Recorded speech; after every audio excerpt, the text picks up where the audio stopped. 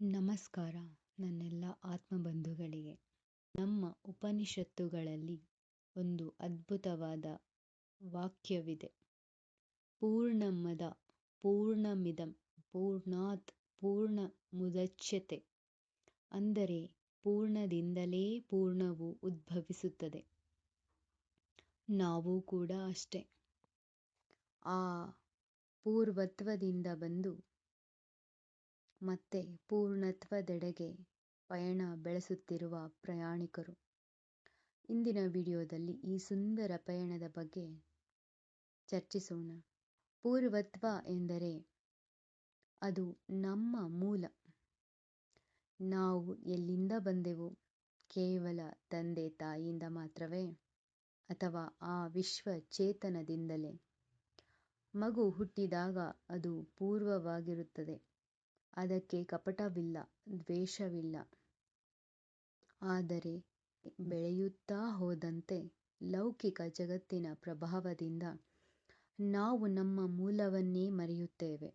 ಪೂರ್ವತ್ವ ಎನ್ನುವುದು ನಮ್ಮ ಶುದ್ಧ ಅಸ್ತಿತ್ವದ ನೆನಪು. ಈ ಮಧ್ಯಂತರ ಪಯಣವೇ ಜೀವನ.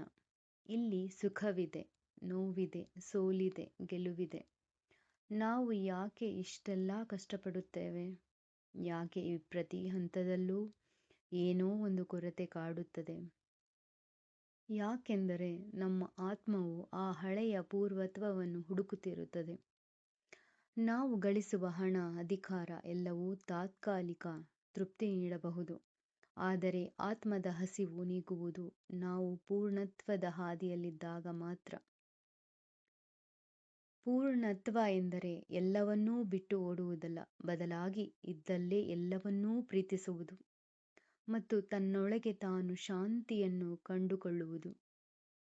ನಾನು ಯಾರು ಎಂಬ ಅಹಂಕಾರ ಕರಗಿ ಎಲ್ಲವೂ ನಾನೇ ಎಂಬ ಅರಿವು ಮೂಡಿದಾಗ ಪಯಣ ಅಂತ್ಯವಾಗುತ್ತದೆ. ಅದುವೇ ಪೂರ್ಣತ್ವ. ಅಲ್ಲಿ ತಲುಪಿದ ಮೇಲೆ ಮತ್ತೆ ಕಳೆದುಕೊಳ್ಳುವ ಭಯವಿರುವುದಿಲ್ಲ ಯಾವುದರ ಬಗ್ಗೆಯೂ. ಸ್ನೇಹಿತರೆ, ನಿಮ್ಮ ಈ ದಿನದ ಪಯಣ ಪೂರ್ಣತ್ವದ ಕಡೆಗೆ ಇದೆಯೇ? ಒಮ್ಮೆ ಯೋಚಿಸಿ. ನೆನಪಿಡಿ, ನಾವು ಹೋಗಬೇಕಾದ ದೂರ ಬಹಳಷ್ಟಿದೆ. ಆದರೆ ನಮ್ಮ ಮೂಲ ನಮ್ಮೊಳಗೇ ಇದೆ. ಈ ವಿಡಿಯೋ ನಿಮಗೆ ಇಷ್ಟವಾದರೆ ನಿಮ್ಮ ಜೀವನ ಪಯಣದ ಬಗ್ಗೆ ಕಮೆಂಟ್ನಲ್ಲಿ ತಿಳಿಸಿ. ಧನ್ಯವಾದಗಳು. ಜೈ ಭಾರತ ಮಾತೆ, ಜೈ ಸನಾತನ.